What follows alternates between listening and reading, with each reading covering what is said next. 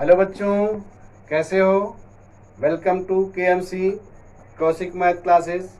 बच्चों, previous class में आपने SCF पढ़ा और LCM के बारे में आप जानते हो।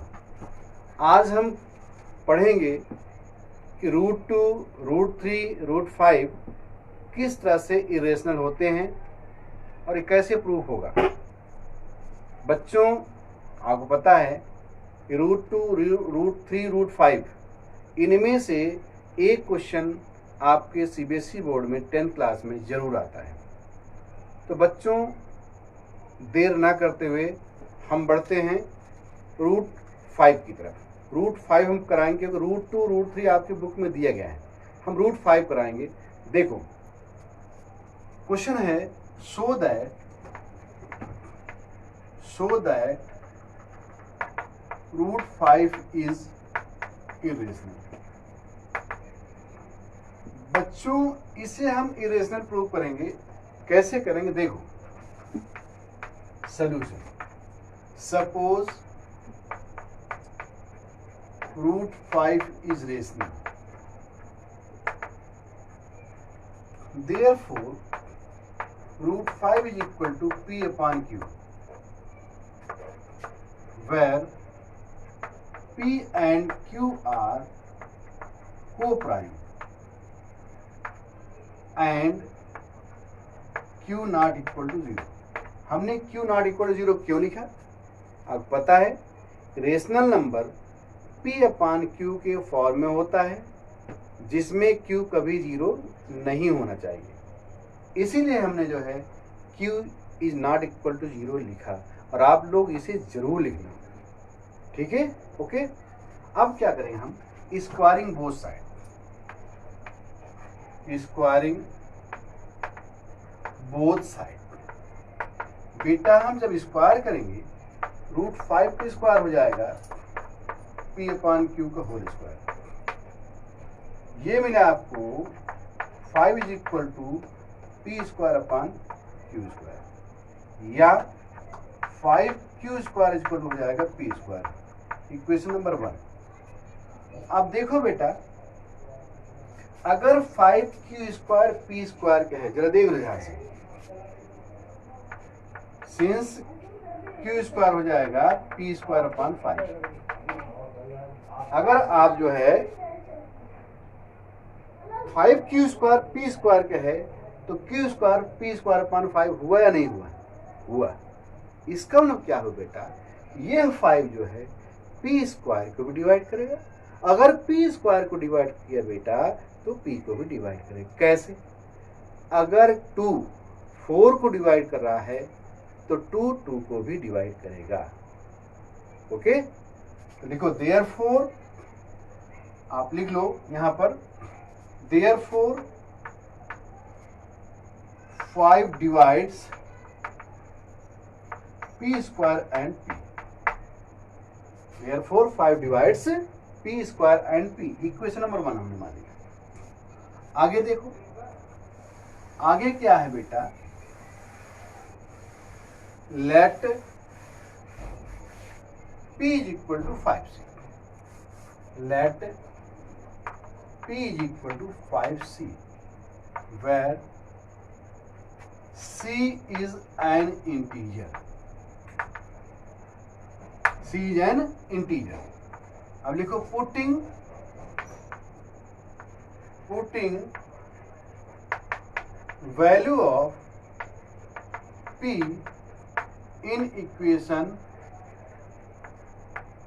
1। ध्यान समझना इसे।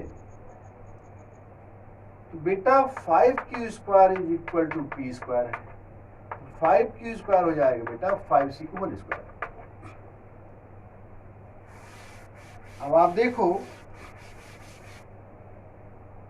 और 5Q square is equal to 25C square, और Q square is equal to 5C square. अब जरा देखो ध्यान से, अगर 5C square equal to Q square है तो C स्क्वायर आप Q स्क्वायर अपान 5 लिख सकते हो, नहीं लिख सकते हो। इसका मतलब क्या हुआ, ये 5 क्यू स्क्वायर को डिवाइड कर रहा है। बेटा अगर क्यू स्क्वायर को डिवाइड कर रहा है तो ये क्यू को भी डिवाइड करेगा। कैसे? अभी मैंने आपको बताया था कि अगर 2 4 को डिवाइड कर रहा है तो 2 2 को भी डिवाइड करेगा। देखो therefore 5 divides Q square and Q. Okay, from equation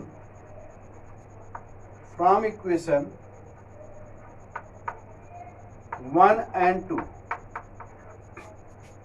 5 divides P and Q. 5 divides P and Q. देखो बेटा एक बात बताओ, आप ये कह रहे हो कि 5 डिवाइड्स P and Q, इसका मतलब क्या हुआ? P और Q का जो HCF हुआ 5 हुआ, मतलब P और Q में कॉमन क्या हुआ? 5 हुआ। P और Q को डिवाइड किया 5। लेकिन आपने अभी पहले क्या माना था कि P एंड Q आर को प्राइम। अगर आपने माना कि P एंड Q आर को प्राइम, इसका मतलब क्या हुआ कि P और Q को केवल एक ही डिवाइड करेगा। जब आपने P और Q को प्राइम माना तो P और Q को केवल 1 ही डिवाइड कर सकता है। बट आपने यहां क्या किया है? यहां आपने लिखा है बेटा P और Q को 5 डिवाइड कर रहा है। तो ऐसी का क्या बात होगी भाई? एक जगह तो आप कह रहे हो P और Q को केवल 1 डिवाइड कर रहा है, और एक जगह आप कह रहे हो P और Q को 5 डिवाइड कर रहा है। ये कहां की बात हो गई भाई? एक ही चीज को बार बार जहां 1 डिवाइड कर रहा है वहीं 5 डिवाइड कर देगा, ऐसा तो हो नहीं सकता। इसका मतलब क्या हुआ? एक कंट्राडिक्शन है। क्या है? कंट्राडिक्शन है। क्या कंट्राडिक्शन है? लिखो, but this contradict the fact that P and Q are co-prime. So our supposition is wrong. Therefore, root 5 is irrational. इसको अच्छी तरह से करना, हेंस प्रूफ। ठीक बच्चों, आपने क्या पढ़ा कि रूट 5 इरेशनल है। कैसे करोगे? सबसे पहले आप करोगे कि सपोज करो रूट 5 रेशनल है। जब रेशनल है तो रूट 5 को P अपॉन Q के फॉर्म में लिखोगे। लेकिन शर्त यह है कि P और Q का फॉर्म जब आप लिखोगे P अपॉन Q के फॉर्म में, Q 0 नहीं होना चाहिए। क्यों नहीं होना चाहिए? क्योंकि आपको पता है कि रेशनल नंबर में P अपॉन Q का फॉर्म होना चाहिए और Q कभी 0 नहीं होना चाहिए। ठीक, पहली शर्त क्या है? P और Q को प्राइम होना चाहिए। दूसरी शर्त क्या है? Q 0 नहीं होना चाहिए। आपने स्क्वायर किया तो 5 equal to P square upon Q square हो गया। इसका मतलब क्या हुआ कि 5 जो है वो P स्क्वायर डिवाइड कर रहा है तो P को भी डिवाइड करेगा। अब अगर 5 डिवाइड कर रहा है P स्क्वायर P को, तो आप देखो एक बार क्या ये Q को डिवाइड करेगा। देखो, let P equal to 5C, P की जगह 5C रख दो तो 5Q स्क्वायर इक्वल टू क्या हो जाएगा? 25C स्क्वायर, या 5C स्क्वायर हो जाएगा Q स्क्वायर। जब Q स्क्वायर को डिवाइड कर सकता है 5, जब 5Q स्क्वायर डिवाइड कर सकता है बेटा, तो ये Q को भी डिवाइड करेगा। तो आप देखो कि 5 जो है P को डिवाइड किया, 5 जो है Q को डिवाइड किया। इसका मतलब क्या हुआ? इक्वेशन 1 एंड 2 से 5P और Q को डिवाइड किया। लेकिन आपने क्या माना है? P और Q को प्राइम है, मतलब कि P और Q को एक के अलावा और कोई नहीं डिवाइड कर सकता है। ठीक, इसका मतलब जो हमने माना वो गलत है। This contradicts the fact that P and Q are co-prime, so our supposition is wrong. Therefore, root 5 is irrational. और इसी तरह से बेटा आपका √2 होगा और √3 होगा। अगर आपको नहीं आएगा तो मैं दोबारा बता दूंगा, ठीक है ना। अब चलो इस पर बेस्ड हम क्वेश्चन करते हैं। कैसे? क्वेश्चन आपका है शो दैट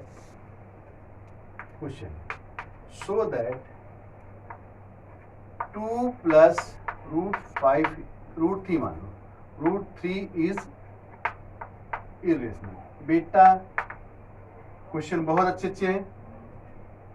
सॉल्यूशन है, suppose 2 + √5 √3 is equal two is rational, therefore 2 + √3 is equal to P/Q, where P and Q are co-prime and Q not equal to 0. Okay बेटा एक बात और समझो, P/Q की जगह आप A/B लिख सकते हो, R/S लिख सकते हो, कुछ भी लिख सकते हो, आपकी मर्जी, ठीक है। अब लिखो बेटा, अगर ऐसी कुछ बात हो, ऐसा क्वेश्चन आए तो रूट को हमेशा कांस्टेंट रखो, रूट को मत छेड़ो। ये हो जाएगा therefore √3 is equal to P/2 -2। जरा देखो बेटा, एलसीएम हो गया Q, P -2Q √3। अब लिखो since P, Q and 2 are integer, therefore P -2Q/Q is rational, so √3 is rational। बेटा एक बात बताओ, आप यहां कह रहे हो √3 रेशनल है, ठीक है। देखो बट इतना लिखे आपने, ठीक है। इसके आगे देखो, but this contradict the fact, लिखो but this contradict the fact that √3 is irrational, so our supposition is wrong। Supposition मान लो, एजम्पशन मान लो, कुछ भी मान लो। therefore 2 + √3 is irrational। बेटा इसको ध्यान से करो, ठीक है ना। तो बच्चों इसके आगे हम फिर बात करेंगे। अगर ये वीडियो आपको पसंद आई हो तो आप लोग जो है लाइक कीजिए, सब्सक्राइब कीजिए और इसे शेयर कीजिए।